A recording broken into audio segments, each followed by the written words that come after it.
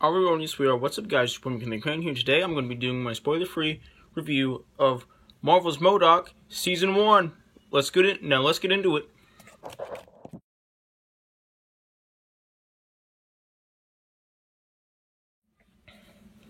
Anyway, for those of you who don't know, Marvel's MODOK is a recent Marvel Hulu show on Hulu, and it's an animated show.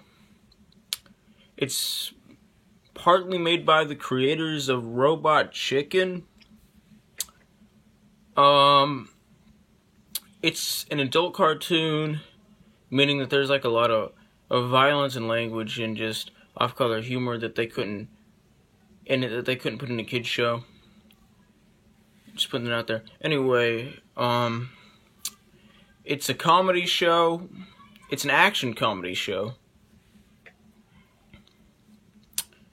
It's also a sci-fi show, and it's also terrific. Anyway, this series, this isn't a mini-series. There's gonna be a season 2. I'm just reviewing season 1 right now. Anyway, so this season stars Patton Oswalt, who I'm a big fan of, by the way, as MODOK.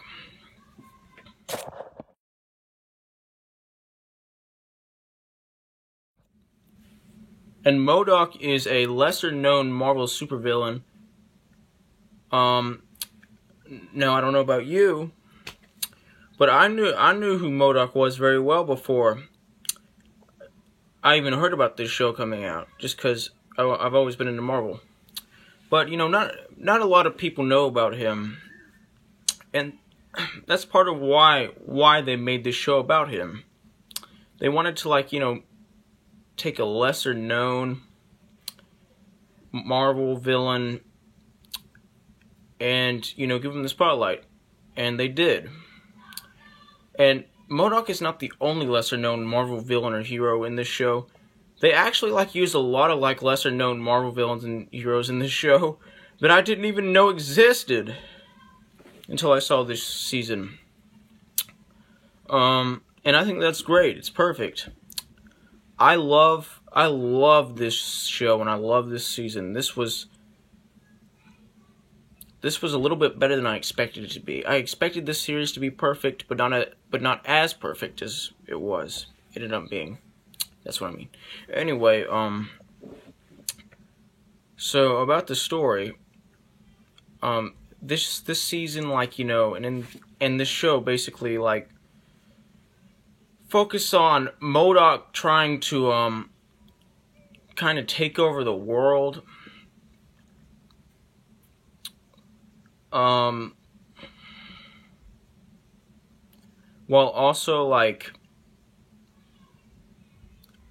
balance balance all that with his family life, because he has a family.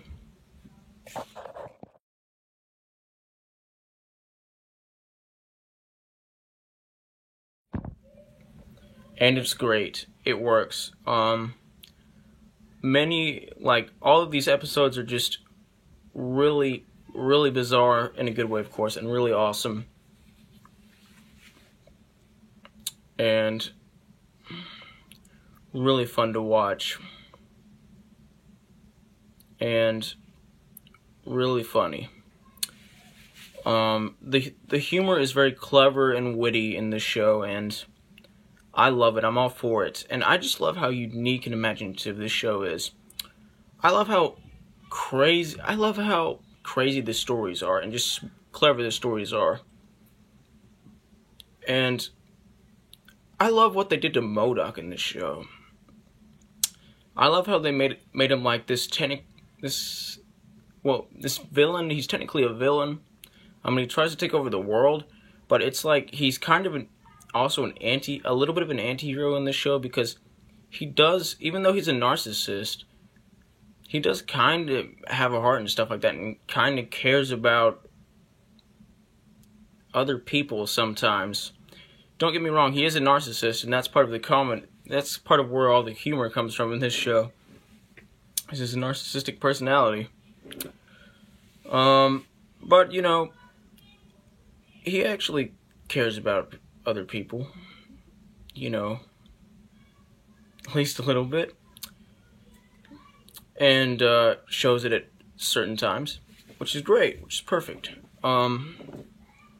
And I love this show. I love the whole clay aesthetic animation thing. It works way better than you would think it would. And it makes the show kind of even better. Like, I can understand why they didn't make this show live action. Like, and I can't get into like all those reasons or whatever, because a lot of those have to do with, like, you know, plot lines from the episodes, which would be like, you know, spoilers in this spoiler-free review. But, you know, I can tell you that's just my personal opinion, and that's what I believe.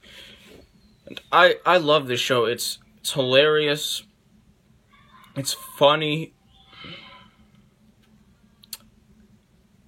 It's very unpredictable. In a good way, of course. And it's very witty. And it's got great writing and great action scenes and great characters.